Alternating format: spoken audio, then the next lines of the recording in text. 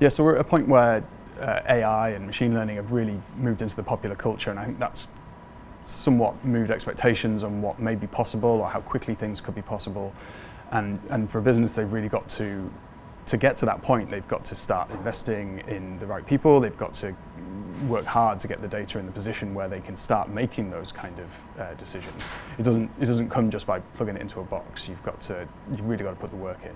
What Mango do really well is we don't just do data science projects, we also build data science teams. So when we start working with a business, we're going to lead by doing. We're going to use all our experience and best practices to make sure that project goes really well.